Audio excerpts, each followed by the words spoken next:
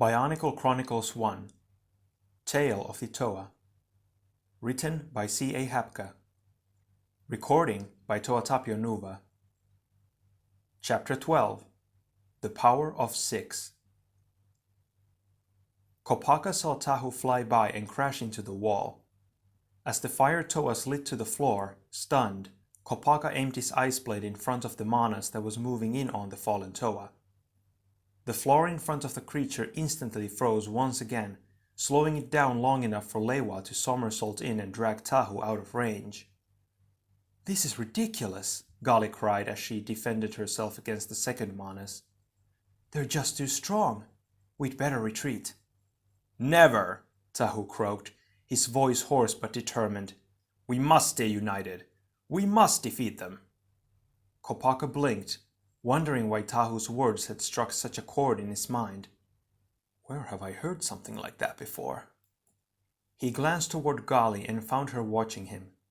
"What is it, brother?" she asked. "Do you know something?" I think I do. I had a vision. It told me that something would happen after we found all the masks of power, that we would need to unite." Kopaka hesitated. Could it be? The words from his vision returned. "Behold the future. You and the others shall. All the great masks of power. Together and defeat. Three shall become. Path of wisdom. Myself, Akamai. Of the warrior. Only by uniting." "I think I had the same vision," he admitted at last. "I didn't understand it at the time. I still don't understand it." "Don't you see?" Gali stared into his eyes, almost seeming to forget about the Manas who were attacking the other Toa nearby.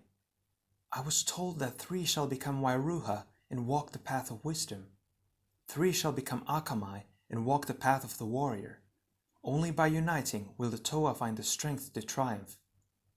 Kopaka shook his head. "No," he said. "It doesn't make sense. How could such a thing happen?" "I sense that it will happen if we want it to," Gali replied quietly. She glanced briefly toward the battle behind them. "I'm thinking that I want whatever will help us all. Do you?" Kopaka stared at her for a moment. How could he want such a thing? Three become one.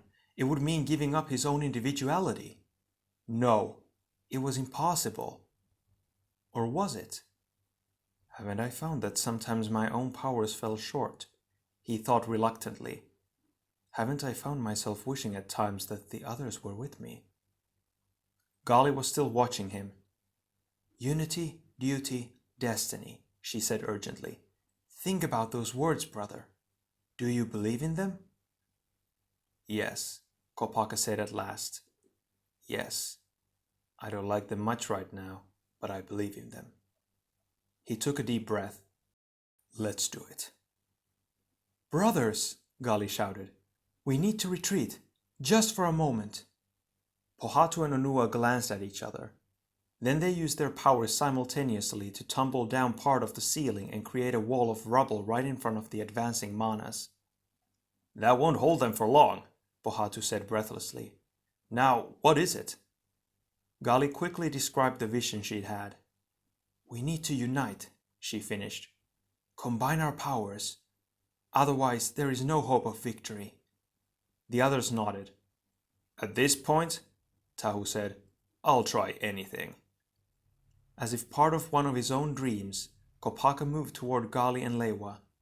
Nearby, Tahu turned to face Pohatu and Onua. In each group, three Toa locked eyes and became one. End of chapter 12.